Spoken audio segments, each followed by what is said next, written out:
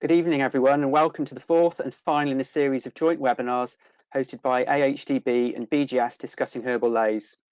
My name is Tom Goatman and I'm the CEO of BGS.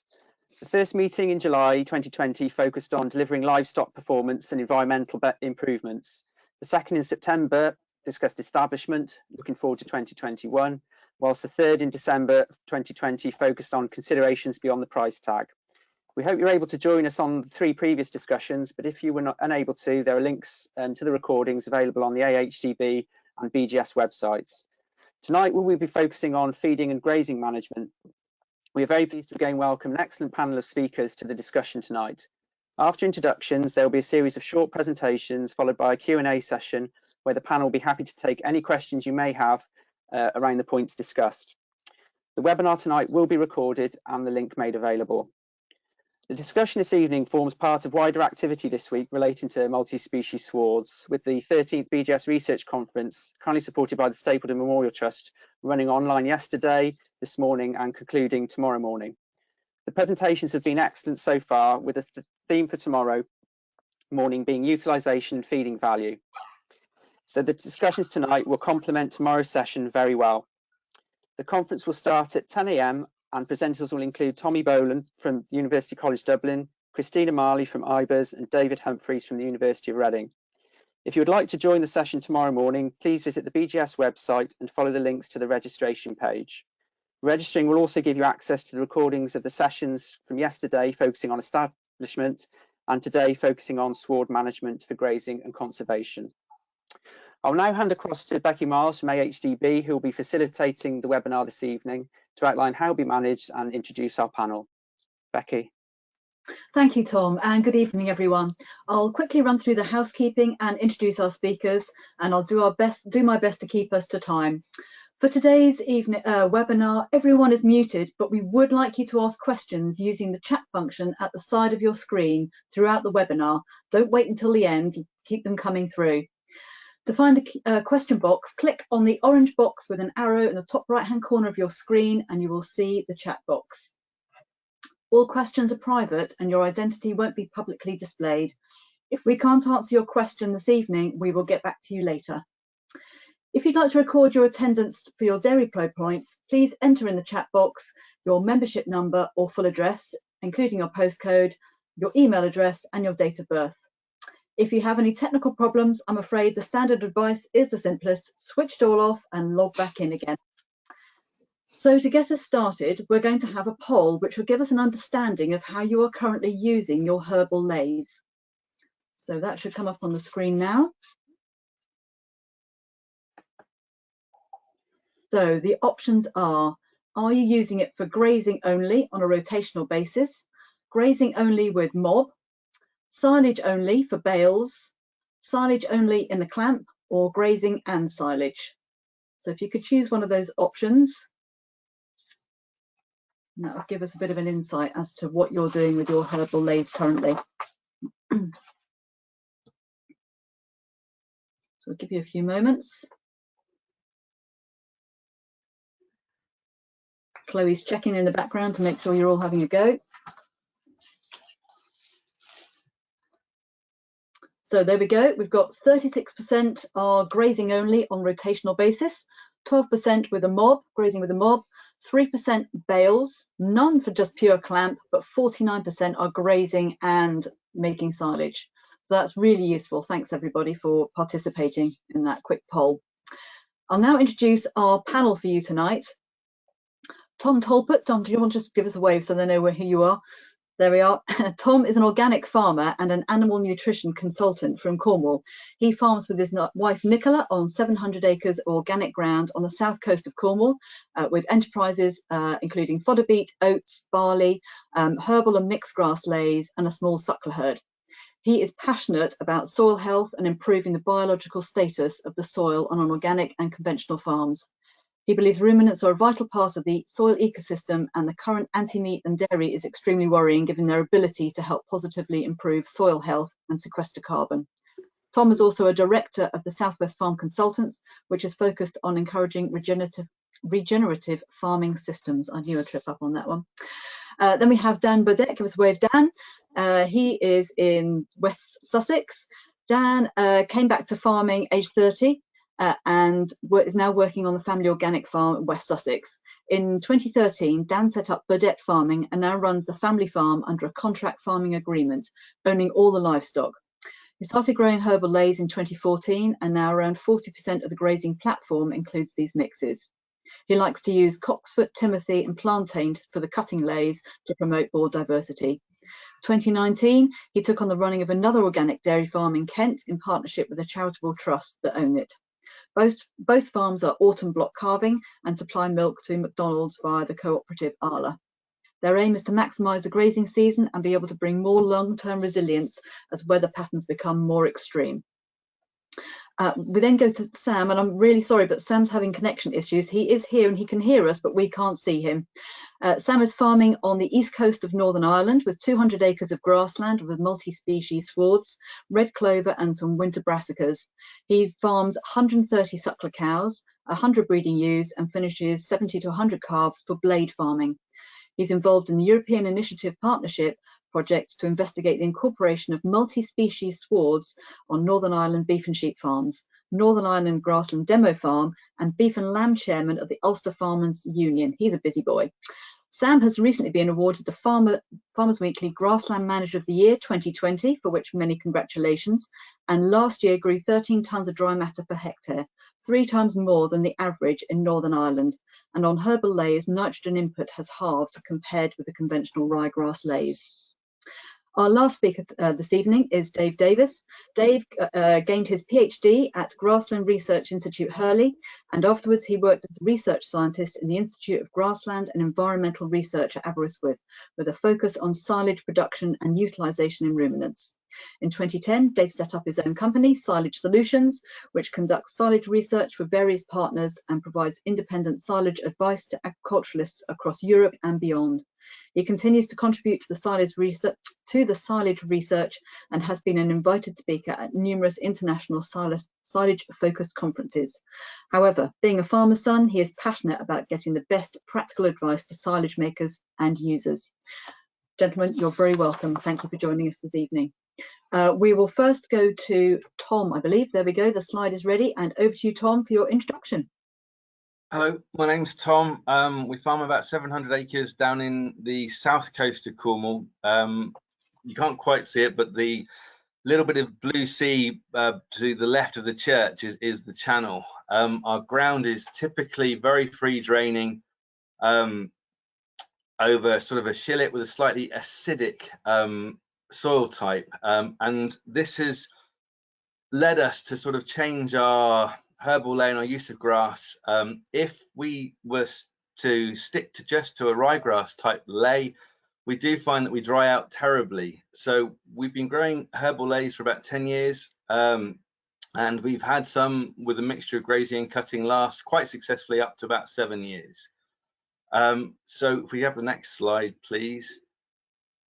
The reason that we are growing these leys is primarily to give us more reliable and more balanced feeds. We find from the analysis that we use that a mixed herbal ley comes in between sort of 14 and 18% protein. It's got a really good mineral balance, and when we rotationally graze the leys, we generally get more cow stocking days than we would allow from a plate meter. Everybody sort of has issues with chicory and plantain and plate meters, but generally we find the cows very settled. There is very good dry matter intake on the herbal leys, and they will grow into a dry period when other things won't. We find calves adjust to grazing them very, very well with our suckler herd, and they do very well over the winter because it's very reasonably warm where we are and reasonably free draining. We can get a good extended grazing season with them. Next slide, please. So the 6 advantages of herbal leys as they slowly drop down in front of us. We find they improve soil structure. Not only are they very partly because of their very deep rooting nature, and like Dan, we would use timothies and chicories and plantains as part of the mix, as long as with red and white clovers and trefoils. we really find the soil structure improves. As we have a beef arable rotation, we find the workability of the soil post a herbal ley is very, very good, often needing one less pass in cultivations to get to a very, very nice seed bed. So we find that they're very, very good for soil structure. They grow very well because of the deep-rooted nature of these plants. They grow very, very well. We can grow and lose grass within 6 weeks into a dry period. Last spring, by May, we were genuinely starting to panic about how much forage we weren't going to produce over the summer. But the 40-50 acres of herbal leys that we have on the farm were still very green. We were getting very good production off that. So they help provide resilience into a dry period. They, as already mentioned, because we're organic, they need very fertilization. You do want to get the pH reasonable, and you do need to, it helps to keep your P's and K's at 1.5 to a 2. And we find that we think we get better clover growth if we've got some sulfur within the little bit of fertilizer that we use. But there's no nitrogen used on our herbal leys. They don't seem to require much additional FYM, and they grow very well. We're nowhere near where Sam's production is, but we think we're at sort of 7.5 to 8 tons on very, very little additional fertilizer. Over the last few years, we seem to get very good growth rates of forage. We feed very little concentrates, and if you divide the selling weights by their birth weights, we're getting between any time within the year between 0.7 and 1.6 kilos of growth rate a day. We do find that rotationally grazing certainly improves the growth rate. If we set stock them, we tend to lose the diversity within the herbal ley, and our growth rate tails off before we move them on to their next paddock or their next field. They greatly improve biodiversity. We're becoming beholden to sort of prove ourselves on an ongoing basis that we're not the eco side that people are painting agriculture is sometimes. What we find is that when we're managing the grazing right within the complex leys that we grow around the farm, that and they get slightly more structural, so we may go into them at slightly higher covers than what you would typically do. They hold a huge amount of insect life, and the swallows and swifts and house martins that are on the farm have learnt to follow us across the field when we're moving the fence, because as soon as the animals move into the new grazing pasture, a lot of insects lift, and the birds will follow us across expecting a very good meal. And I think as we try to paint agriculture in a better light, that this sort of thing, saying that we're part of the green and pleasant land, the ecosystem of farming, and that farming done right can really be a positive for this. We find that the herbal leys within that rotation encouraging insect life and are bringing a lot more bird life onto the farm. And another thing is we very rarely use, we rotationally graze. We use a lot of natural water sources on the farm, but we haven't used any wormers for the last 18 months, and we're getting very little contamination back from the slaughterhouses. So there is this talk of anthelmintic properties, and certainly we seem to be having less issues with liver fluke, etc. And it could be partly due to this. Next slide, please. Because the deep rooting nature, we find that the animals grazing them don't do the damage. That the soil is very resilient. In a wet time, we went from a very dry spring to quite a wet period last summer, and again the ability of the ground to held together by the rotational grazing of stock is very good. The animals love grazing these leys.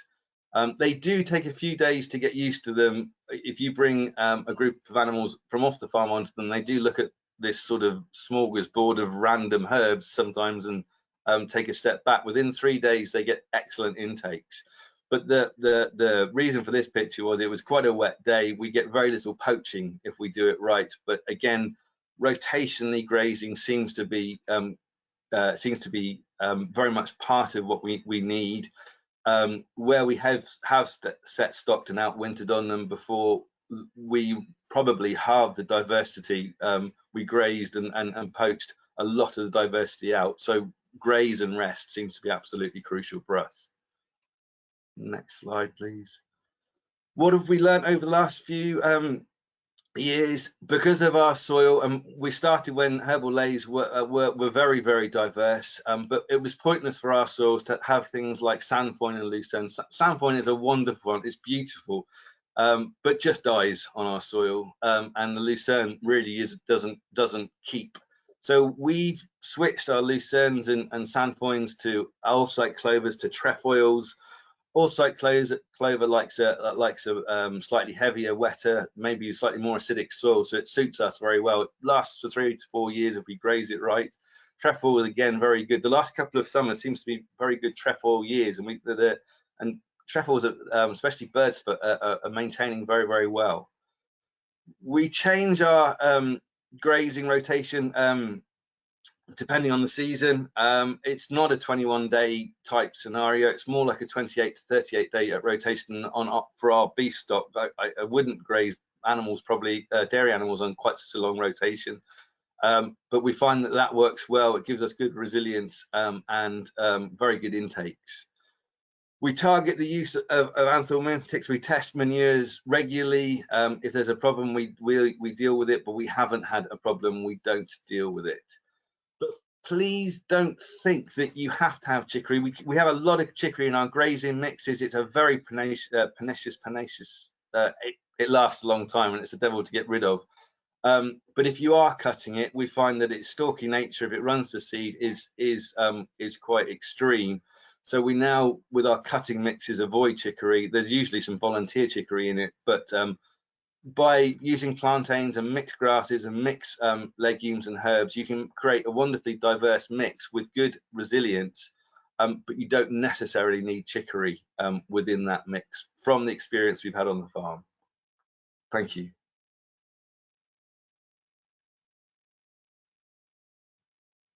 If I turn my mic on, thank you, Tom, so much. That's really insightful. We'll hand over to Dan now, and I didn't mention earlier, but he did win the Cream Award 2020 for Organic Farmer of the Year. So we have 2 winners on our panel. Congratulations, Dan, and over to you. Thanks, Becky, and thanks, Tom. I think Tom's answered all the questions, so I don't need to say too much.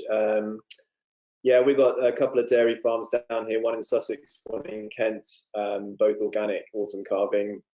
About 2014, we looked at trying to do something a bit different and working with Luppo, Deepenbrook. We looked at herbal leys, and yeah, it took a year or so to get off the ground, I suppose. With dairy cows, something they're only used to ryegrass and clover, so sticking these things, what looks like dock leaves, in front of them, it took a while to get used to the bitter taste. But after that first year, they've certainly taken to it really well. This is a picture here of a ley we put in a couple of years ago, showing what is possible. Not all of these will always grow on your farm. What I'd say is that, you know, start off with a full mix and see what grows and see what's a pain and what doesn't grow, and take it out of the next mix, because it's obviously there's a cost involved in putting all these small seeds in there. But yeah, we started off by putting in our own mix. Next slide, please. There's only one slide to look at. So basically, I just wanted to talk to you a bit about being a dairy farmer and herbal leys, and the sort of the uses that we get from it. So we graze during the grazing season with cows. Obviously, these are cows which are calved in August, September, and October. So by the time we get out in February, they're kind of past their peak. But they're still able to produce kind of 20 or so litres of milk. So we have to feed them well. We found that we tried to mob graze them the first year we had them, and that didn't go down very well because the cows rejected a lot on subsequent rounds. So we do try to graze it semi-conventionally. So we try go in at about 3,000 cover and try and graze it down to around 16 to 1700s. We found we get much better regrowth and much better uptake in the subsequent rounds. So that's worked really well for the dry cows. Difficult to plate meter. We've had some years when we first started of exceptional growth rates, and some of it was difficult to believe, really. And I think a lot of that was down to it. Obviously, Davies is going to talk a bit more about the analysis of it, but you use your eye, you know, like any good grassland farmer, you'd use your eye. After a while, you'd know how many feeds are there in certain paddocks. So that's for the cows. And then obviously for autumn calving, we grow a lot of standing hay. So we dry our cows off through July and August, and they go on to standing hay, and it's an excellent standing hay. And it's also good for me, like talking about the biodiversity, because we suddenly get plants flowering on the farm, which we don't normally get with the grass and clover. So the chicories in particular flowers really nicely through the summer, and obviously the clovers as well. So it's good for promoting that. We tend to try and mob graze that, back fencing them, as Tom said, try and move them frequently, try not to keep them on there too long. The picture in the top left, oh sorry, the picture in the bottom left is after a field was mob grazed. That field there was probably up to about 6 foot in height, certainly where the chicory was. So they are able to take it down pretty tight. And then the picture in the top left is probably about 5 weeks after that. Obviously, that was an exceptionally good growing year. That's when we had some rain down here, which is an unusual event in the summer. But it shows that you know, the recovery time. But that's residual at the bottom. That they were only on that for 1 day, and then we took them off it. And then the picture on the right, all our calves from birth are outside. All our heifer calves are born late August, early September, in mobs of 40. And once they get grazing at about 4 or 5 weeks old, we put them onto Herbal leys. And again, a bit like the cows, it takes them a good 4 or 5 weeks before they start eating them. They will pick around the leaves, because obviously they're quite bitter. But by the time they get to the end of our field here, a 40 acre fields, they're able to eat all of it. So it's good training for them. Our calves that are out now, they are eating everything. They're on a herbal silage lay at the moment. They went out there and straight away they're eating the plantain in it. And we do, as Becky said, put it in our cutting lays. So our cutting lays tend to be perennial ryegrass, red clover, white clover, cocksfoot, timothy, and plantain. We did put chicory in, but as Tom said, it's not great in a cutting lay. We tend to drop the chicory levels anyway, because it grows like weeds around the farm. And actually, I find that ribgrass is much better throughout the year.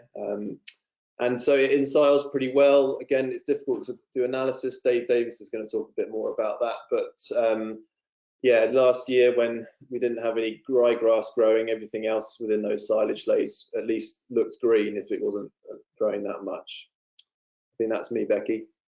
That's great. Thank you so much, Dan. We move on to Sam in Northern Ireland. I hope you can still hear us, Sam. Yep. Can you hear me? Yes, we can. Yep. Very good. You still can't see me, but you can see my picture. Good evening, everybody. Very nice to speak to you this evening from Northern Ireland. A total contrast to our two previous speakers. Northern Ireland is much wetter and damper and cooler. We've had a lot of rain in January and February, so we're looking at a lot of dry weather now. This farm, shall I say, will be data driven. We measure everything. If you don't measure, you don't know how to change. We would be one of the most intensive beef and sheep farms in Northern Ireland, with a stocking rate of about 3.2 to 3.4. We're rotationally grazing our cows and our calves, and rotationally grazing blade calves on our herbal lay. The reason we went down the herbal lay rationale was really for a bit of biodiversity, to see if we could do something that's easier to do without so much management. For future agricultural policy in Northern Ireland will be shaped by what we are doing for the environment. how we are going to soak up more carbon. Lots of these things that the Herbal ley mixture ticks the box. When you look at the analysis of the silages and of the grasses, which we take samples every fortnight here, our average ME last year was 12.1, our crude protein was 19.3, and our sugars was 14.5. When you look at plantain, you have the chance of getting plantain into 16 to 28% protein, and the chicory from 18 to 27% protein. So right away, there's two very, very good high protein grasses with a high ME of 11 to 13. So tremendous value for grazing stock. We started our journey by, first of all, growing red clover, and we got really into red clover. We make all our red clover into silage, and we finish our beef ration is red clover and a blend, and we've reduced our blend by 3%. So therefore, we're saving £24 a tonne in concentrate costs, but a fantastic product. From there, we've decided to go down the Herbal ley mixtures, plantain, chicory, red clover, white clover, and a tetraploid ryegrass. We have grazed this on a rotational basis. We put blade calves on it and just marched them up and down the field. Unlike our other previous speakers, we have been very hard on it. We want to see what it can do and what it can stand. As mentioned earlier, I'm part of an EIP project in Northern Ireland. There's 6 or 8 beef and sheep farmers, and we're all looking at different aspects of Herbal ley production. Does it stand weather? Does it stand overgrazing? Establishment, different methods of establishment, the anthelmintic properties, vitamin levels, all things like that we're going to look into. So I'm being particularly hard on my Herbal ley mixture, and to date it has survived extremely well and proved very, very successful. The blade calves on it averaged 0.95 kilos a day from the 10th of February last year to the 13th of September last year. Continually grazed up and down the field, no dosing, just on the same Herbal ley. They were moved over for a fortnight in the middle of July, just to give the field a small rest, and they roared their heads off to get back to it. So they definitely liked what they were eating. That's a picture of some of the heifers there we had. They are all finished now. My own calves, which were out of high genetic merit bulls, were grazed on a rotational paddock of ryegrass, did better, but I would expect them to do better because their genetic potential was much greater. There's my picture now. Was much greater than the blade calves. For anybody who hasn't tried it, I urge you to have a wee go at it. It's not very hard to establish, and as our 2 previous speakers again have said, the biodiversity is incredible. The insects and the bees and all the birds and all flying around these fields in the summertime is a sight to behold. And we must remember here, we're all farmers and we're there to make money, but we have to be very conscious of what the consumer thinks of farmers and how we look after their livestock and how we prepare their food. If we expect them to buy British product, we need to do what they want. That's sort of a ground picture. Going forward, future, I think we'll maybe try plantain, chicory and clover on its own, or maybe even straight plantain. The benefits I can see are phenomenal. We did put fertilizer on. You must remember, in the area, farm size in Northern Ireland are much smaller. Like we have 200 acres for the stock we have.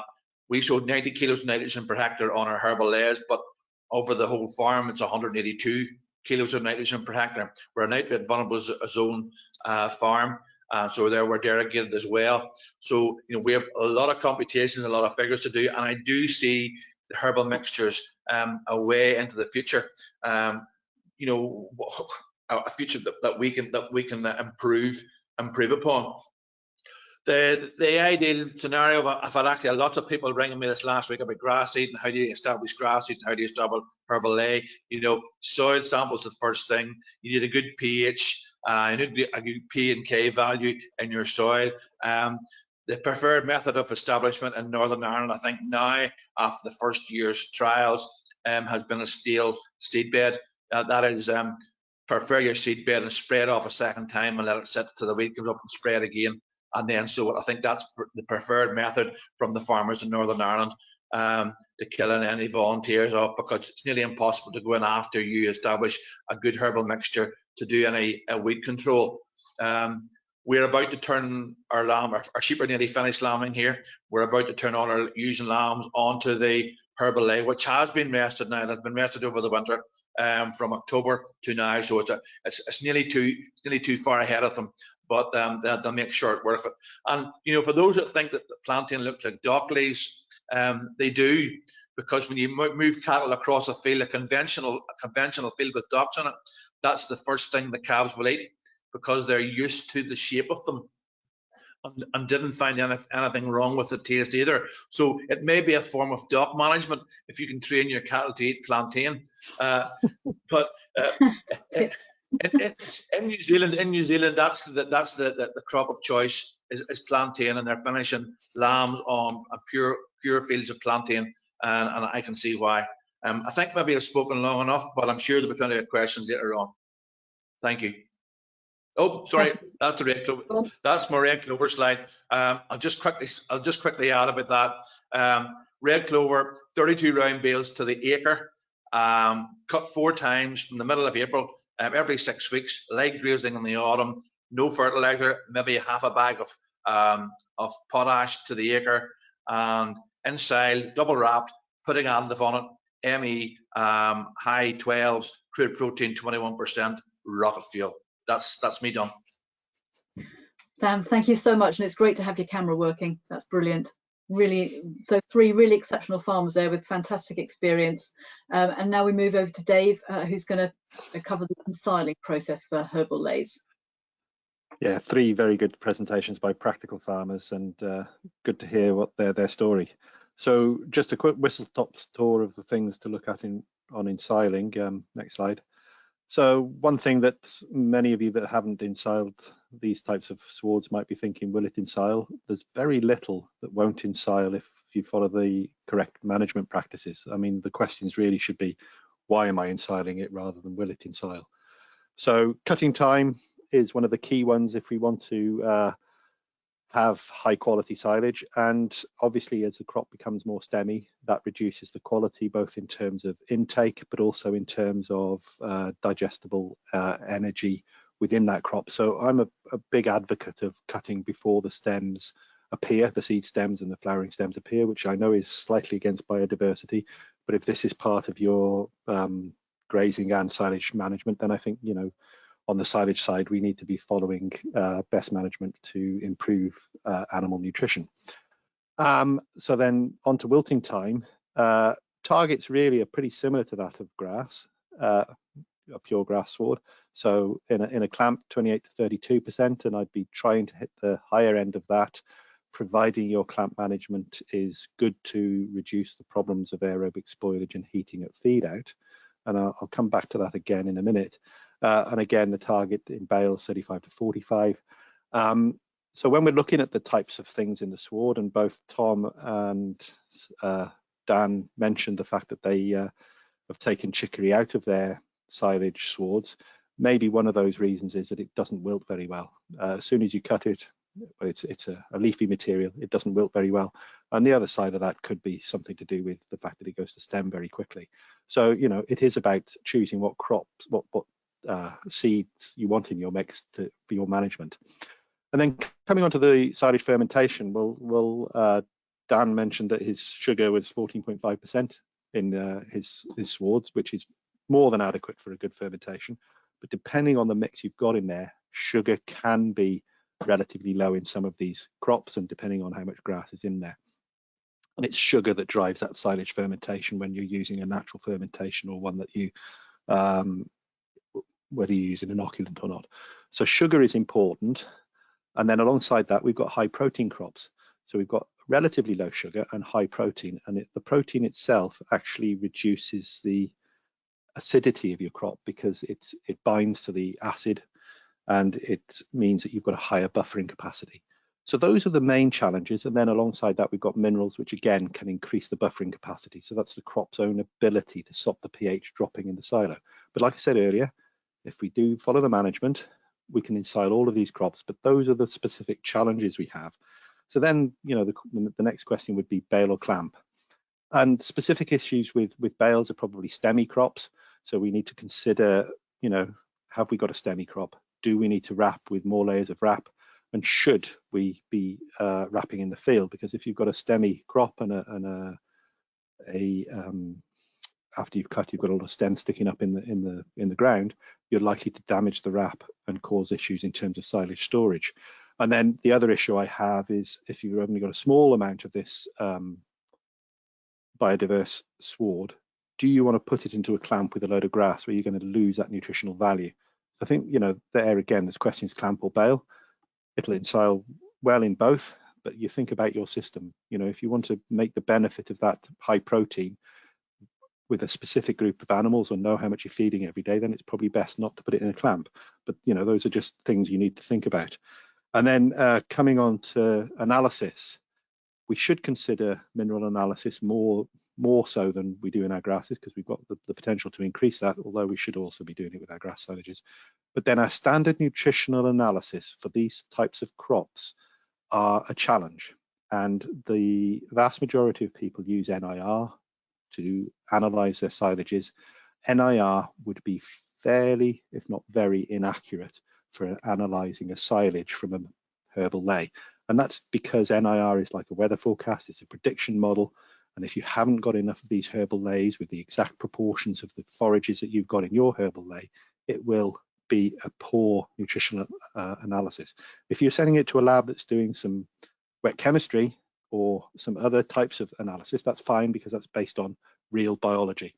So my advice is, if you've got these crops, you want to make the best from the nutrition. There's two factors that I would consider paying a little extra to get wet chemistry, and that's the fiber fractions, an NDF measurement, and the crude protein, so that you can accurately analyze those through the standard wet chemistry method rather than giving an NIR that might be inaccurate.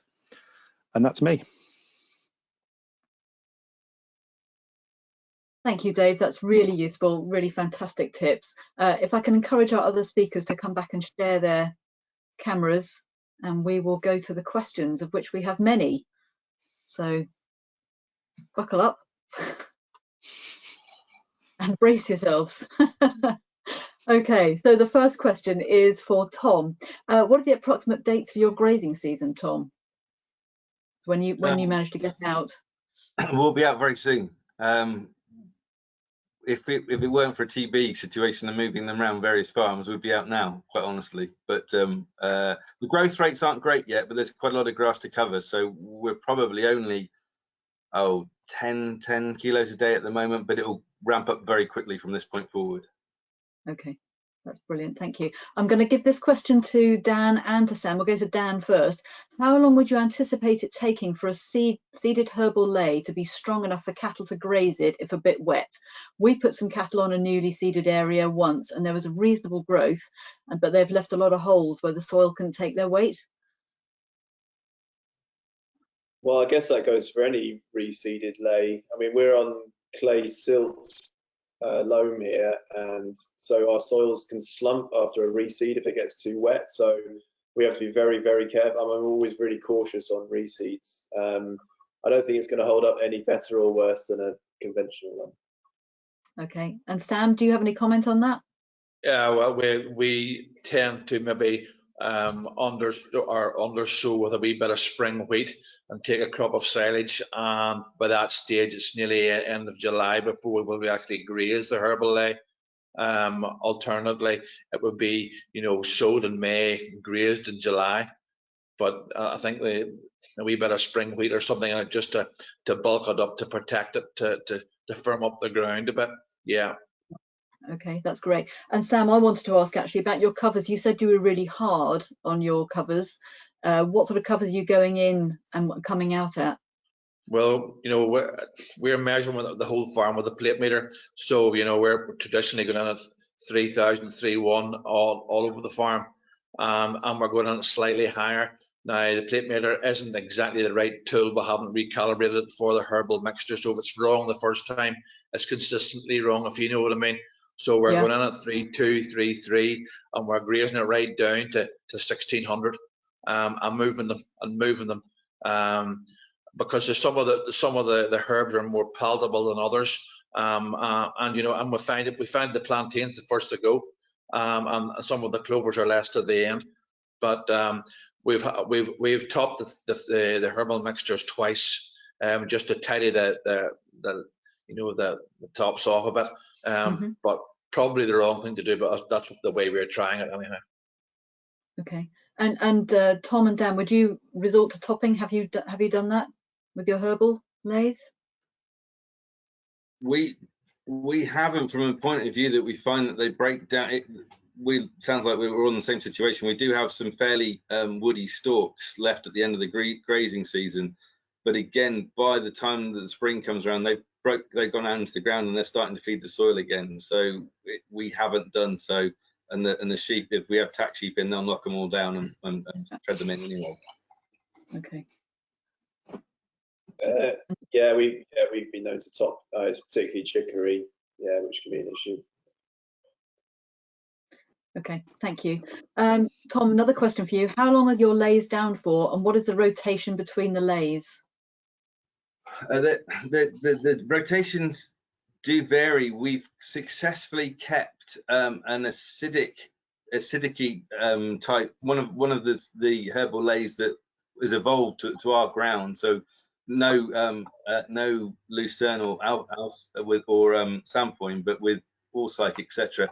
We've kept very good, probably 7-8 species diversity for 6 years with a mixture of round bale cutting and grazing.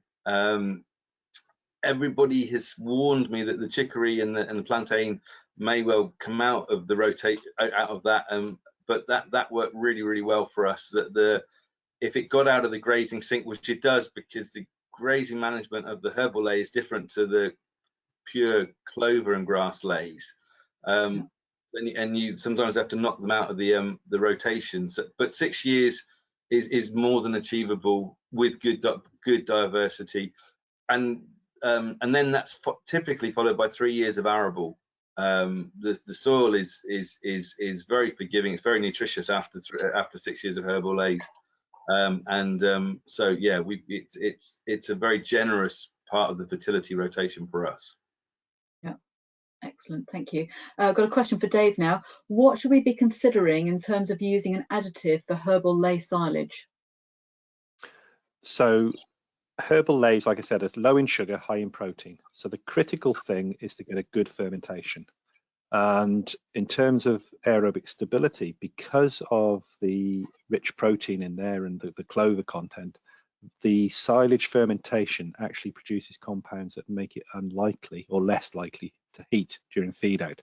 So the key thing is inoculants or chemicals, and you go down that route, but inoculants that will improve the silage fermentation based on Lactobacillus plantarum being one of the main organisms that we know in the UK works to improve that preservation in the silage clamp, and that is the key. Okay. Yeah, I could just add to that. That is the game changer. We've been trying for years to get our contractor to put an applicator on his baler, and he did that last year. And the crude protein jumped from 16.5 to 21% this year, and just with the additive, no difference really in conditions. It's a must if you're making arable or organic matter silage like that. It's a must. Yeah, Dan, are you using any? No, but by the sounds of it, I think I should be, Becky. Yeah, one of those things, like all farmers, we try and go brave, and we try and, we haven't used additive for a number of years now, actually. But yeah, I've always wondered about the analysis, whether there's an issue. We don't tend to get more than about 11.2 ME silage, and we do need to get more protein in our silage to stop buying it in form of concentrate. So yeah, perhaps I should listen to these guys. Yeah. So what I would say is that protein quality improves through the use of a good additive that improves that fermentation. The current silage analysis, and I'm contradicting Sam here a little bit, probably wouldn't show because it's not defined enough to show that, but your animals will know. Yeah. Okay, Tom, what's your experience with analysis? Like I think we're all finding it's incredibly difficult to get reliable analysis in the UK. My background was working for an American company, and I still send my samples back to them because they have a very reliable testing system, which has rumen bacteria as part of the testing situation. But when you do test them, it's very interesting and very important, I think, to do the minerals as well, because they are incredibly high in minerals, these herbal leys, and you really don't need much supplementary mineral, especially for beef, in that situation. So I would, anybody that does do whatever analysis they've got, please do minerals, because there's a whole heap of costs you're saving again, because it's compared against ryegrass or maize silage, herbal leys are just absolutely brimming with available minerals. Yeah, that's a really good tip. Another question for Dave. Is there a way of predicting NDF or crude protein through on-farm testing, or is wet chemistry the best option? It's very difficult to get a value for crude protein because, you know, it's related to the stemminess. So the less stem, the more crude protein, but it's also related to soil fertility. So it's very difficult to get an accurate measurement just by looking at it for crude protein. In terms of NDF, you will have an idea because it is directly related to how stemmy that crop is. So, you know, if there is a lot more stem, there will be a lot more NDF. But again, I think, you know, considering your farming enterprise and the amount you're going to spend on supplementary feeds, if you don't get that analysed properly, the fact that you might spend £30 to £40 more for that sample really pales into insignificance versus what you're going to supplement with. Yeah, very true. Thank you. Right, is anyone trying spatial separation within the paddock, i.e. sowing the slower establishing species separately and allowing the cows to travel freely between the grass-heavy portion and the herbal portion? Boy. I think it's a no. There we go. Well, that was simple. actually, some of our guys in our EIP project are going to do that sort of work. I'm not one of the six that is going to do that, but I think we're trying that. And okay. Well, the results are out yet, and we haven't got any results in. All right, we'll look forward to hearing about that one then. Question for Dan: what proportion of your farm is in just grass and clover, and what is in herbal leys? And how do you select where to put the herbal leys, and how much do you put in? So that's the three-parter. Sorry. The grazing platform is about 40% herbal leys. I guess the aim is that it would be 100%. So we're just going as we rip out an old ryegrass ley, we put herbal ley in. So that's the decision point there. All the silage ground that we put in has got some form of diversity in as well. So I just want as much diversity as I can. A bit like when I'm sowing an arable crop, I don't really want to sow a single crop. I want, you know, we're putting vetches in with winter wheat and winter oats and spring barley. Going to try this year. So yeah, why not just try it everywhere? That's my aim. Yeah. Okay. Do cattle become acclimatized to the bitter taste of chicory, or is it always the last thing to be eaten? They start to actually look for it. I mean, they'll go through and start plucking leaves off the plants once they get into a field. I mean, whether they're acclimatized or what, I don't know, but we've got videos of them going in and you know, whilst going through the sward, literally plucking leaves off the elevated plants. So they certainly get used to it. Yeah. Just to build on Sam's point earlier about it, I mean, there's definitely, we've seen a beneficial effect of reducing docks when we've got high populations of plantain or chicory. It outcompetes the docks. So yeah, hopefully it cleans the field up a little bit. But we're finding plantain now across our whole farm. So the cows excrete it everywhere. And we've now got plantain growing in places that we've never planted plantain in. So a weed to some people, but that's good for me. Yeah. Yeah, good point. Question for Sam. Do you use the herbal leys for your sheep, and how do they do on it? You gave us some growth rates for the beef, but how are the sheep doing on it? We haven't really used the herbal leys too much for the sheep. just at the start of the year, just when the lambs are sort of 3 to 6 weeks of age, to give them a boost. But I can see a major place for them on a larger scale of finishing fat lambs on a plantain base. We haven't really used them. They're dedicated to the blade calves at present. But as our area of herbal mixtures expands, that will be opened up. Okay, brilliant. Another question for Dan. What are your cows eating in early lactation? Silage from the cutting herbal leys or other? Yeah, both. Hopefully we usually get the September flush of grass, so they'll be grazing herbal leys and they'll be eating silage by night, by kind of middle of September. Usually depends on the weather. Okay. What would be a good height of herbal leys for rotationally grazing sheep? So I guess that's more for Sam, but he's not rotationally grazing on herbal leys, but maybe he's got an idea. Not rotationally grazing sheep on herbal leys really, but you know you're not wanting it above 3,000 anyhow. You know, you're wanting to keep it lower, 2.5, 2,500, 2,700 would be more than enough for rotationally grazing sheep, and you'll get that shorter leaf. But for a matter of interest, when we started herbal ley grazing, we were worried about the palatability of it, and we put cows and calves on it, and we had to physically remove them. We had left the gate open into a new field of perennial ryegrass, and we had to physically remove the cows and calves from the herbal mixture because they loved it. They would have licked the sod if they just thought it was the bee's knees. Okay, that's great, thank you.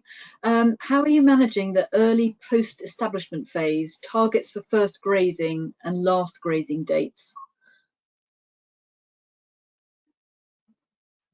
Surely that sort of depends on the season. I mean, the one thing that I'm learning with as we do more grazing and get better at grazing and do more adaptive grazing is it depends on the season. It depends, you know, what's there after the winter, what's not. I mean, we get good growth rate on the coast for 320 days of the year, but so much will depend if you have.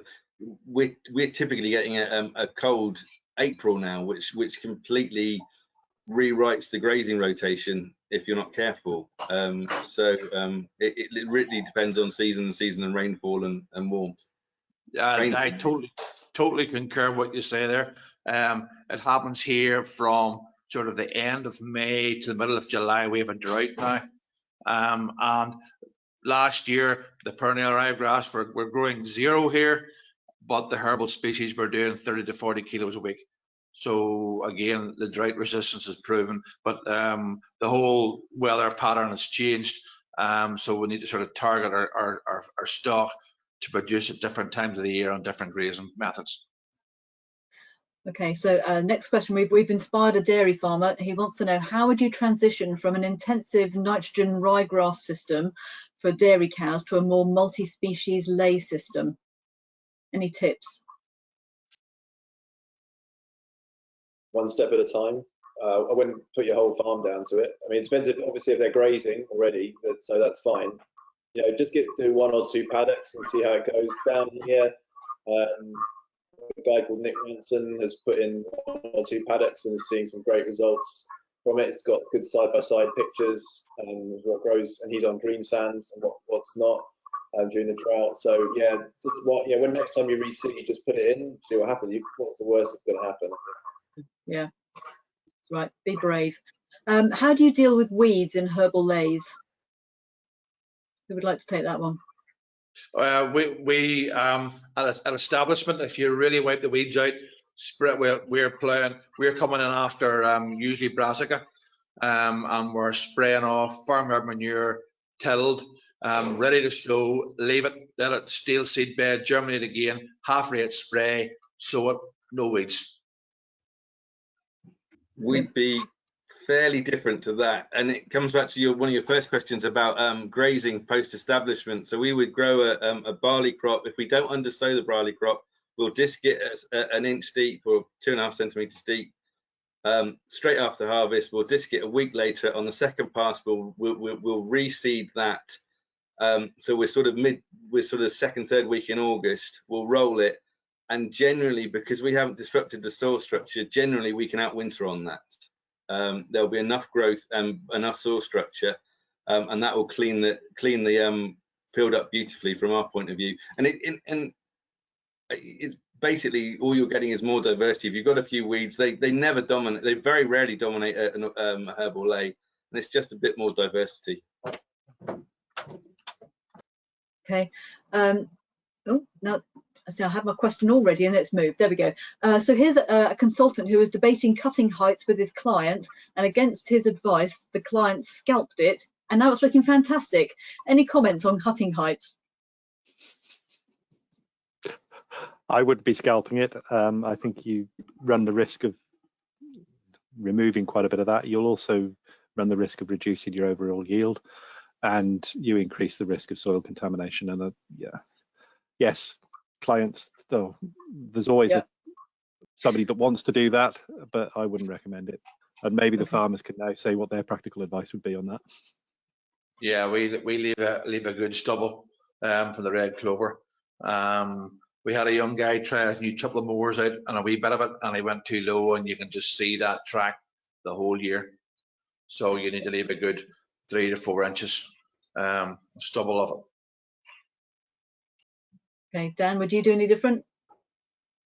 Well, we had the same incident that Sam had last year. Put a new set of triple mowers on a novice driver, and he scalped a field, and it was not good. Yeah. Not down your neck of the woods when it's so dry, no.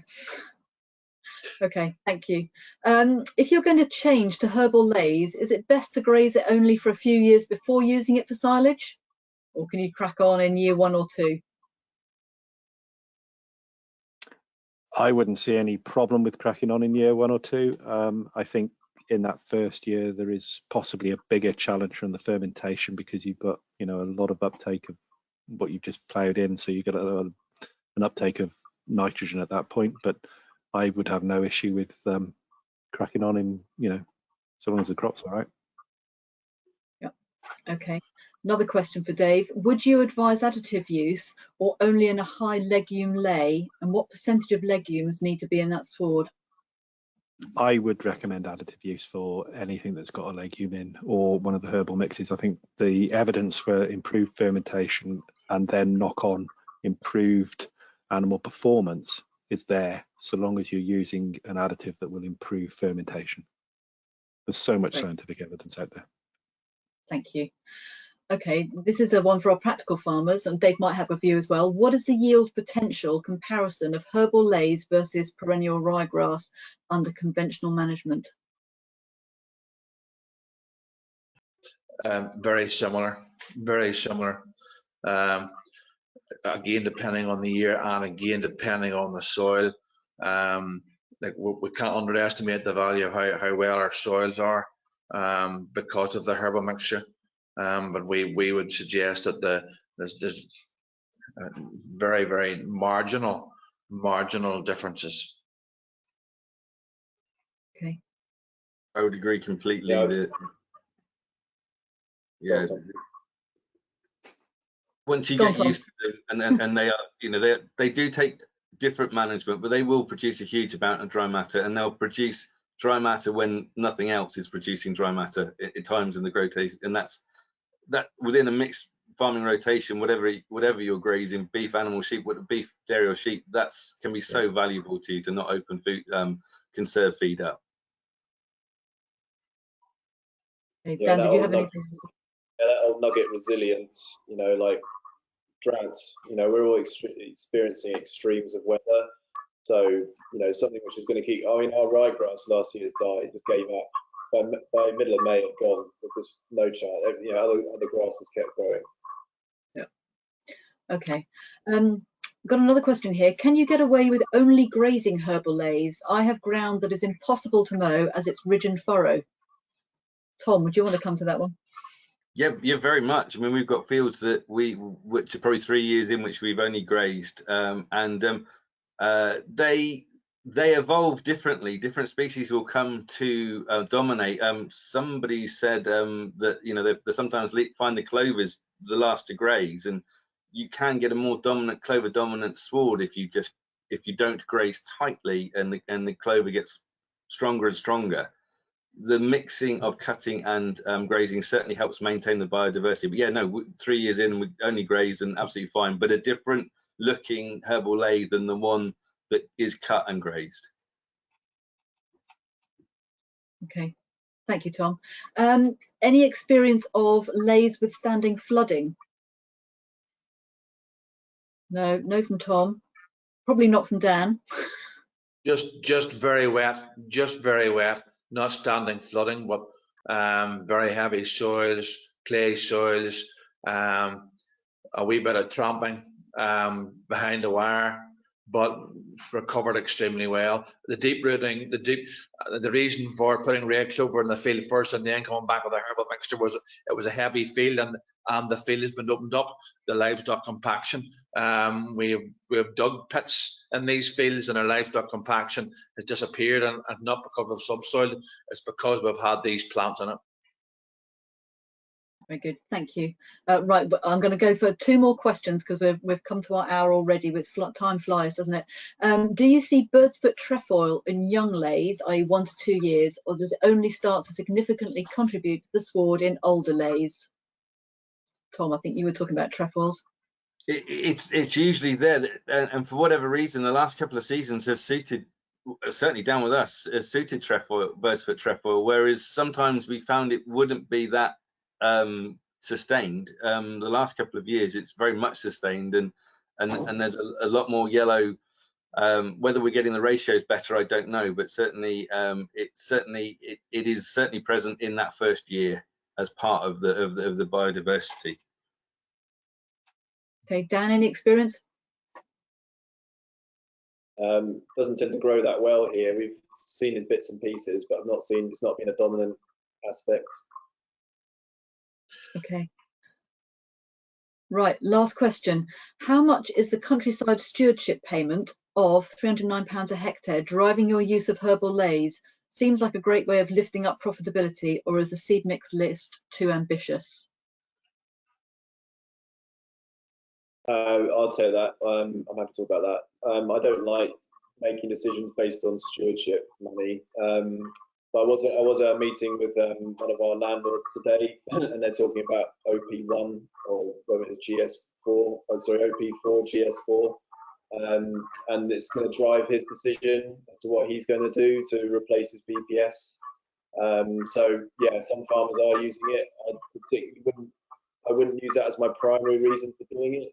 You would believe that it's going to do the right things in your system first. Don't go do something just because of the money. Do it because you believe it's going to improve your soil health, your animal performance, the resilience, all those sort of things. Yeah. Any comment, Tom or Sam, on that one? Yeah, well, I can comment. We don't have any money for anything over here. No stewardship, countryside management, and it's truly a commercial decision that we're using mixed species swards. We, as I said earlier, we have to be very aware of what our consumer demands and the consumer wants, and that's the rationale that I've used here. We're trying to reduce our reliance on protein. We're trying to reduce our reliance on fertilizer, because that's taking the bottom line off our profits here. Protein and fertilizer, if we can reduce those, we don't need a stewardship grant. I think that says it all, doesn't it? Did you have anything else to add, Tom? No, he said it. Both of them said it beautifully. You know, do what works for you, and don't follow the subsidy, because it takes you the wrong way. It does, yeah. Gentlemen, thank you very much. It's been a really useful discussion this evening. I'm now going to hand over to Tom Goatman to close the session. Thank you, Becky. Yeah, thank you everyone for tonight. It's a really great discussion. I just thought I'd summarise just some of the key points that came up from tonight. So, Tom, you kicked off, and just to summarise your 6 advantages that you put forward. So, in terms of improving soil structure, drought resilience, helping to reduce input costs with reduced fertilisers, the good growth rates you're achieving, also the biodiversity benefits that you see. And finally, the sixth one was you've noticed reduced anthelmintic use in your own system. Another point was you emphasised how important rotational grazing is, how important that is. And also I picked up, you highlighted it, making sure you're selecting the right species for your soil conditions on your individual farm. And that's really important to make the system a success. And just moving on and picking up some points Dan made. So Dan said it's important giving animals time to adjust to the herbal leys.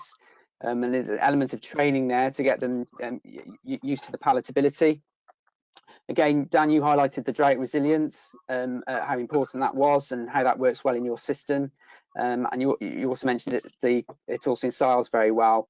And another point from the discussion was you recommended to take one step at a time and not jump in and reseed the entire farm, but just if you've got one or two paddocks, is to try it and go from there. So I thought that was a really good point. Sam, you obviously mentioned how important data is to your system and how you've got the figures there to analyse decisions that you make and the positive effect herbal leys have had in your system, both in terms of the nutritional analysis, but also in terms of the growth rates of your stock. You also highlighted how important biodiversity was and the positive impact that's had on your system. Finally, Dave, you picked up on you can ensile herbal leys, but it's important that you follow the good standard management silage practices when you're doing so. You mentioned a target wilting of 28 to 32% and hitting the higher end of that for clamp silage, and bales you'd be looking at 35 to 40%. You mentioned about chicory not being ideal in terms of silage fermentation due to it not wilting very well and quite stalky. And you also mentioned the fundamental issue with ensiling herbal leys is it tends to be low in sugar and high in protein, which makes using, or you should consider using an additive to help mitigate that. Also, you mentioned about analysis and how it's important to interpret the analysis method that you've chosen to take, and that wet chemistry will be sort of the gold standard in terms of the key parameters for measuring herbal leys. So that was just some of the key points that I've taken away from this evening. So I thought it was a great discussion. I'd like to thank Dan, Dave, Sam and Tom again for coming on tonight. It's been a really great discussion. I'd also like to thank Becky, Chloe and Sian for all their hard work in this series of webinars. It's been a really great series, and there's loads of really useful information there. So the video will be available after tonight's session, and you can also go back and look at some of the other topics we've covered earlier in the season. Just in terms of where we go from here, so there's the opportunity for us to consider other topics that you might like to cover, or whether you'd want to go into more depth on some of the topics that we've covered in this series. And there'll be opportunity to do that in the feedback section on the server that you'll shortly receive. So if there are any topics you'd like us to cover, please highlight those there, and we'll consider that for future events. But finally, I'd just like to thank you all for attending. I hope you've taken a lot away from tonight and also the series. Just another plug for the BGS Research Conference. If you're more than welcome to join tomorrow. The links there have been circulated in the chat, or head over to the BGS website. And we'll be starting at 10 o'clock tomorrow morning. So thank you all for attending tonight, and wish you a good evening. Thanks, everyone. Thank you.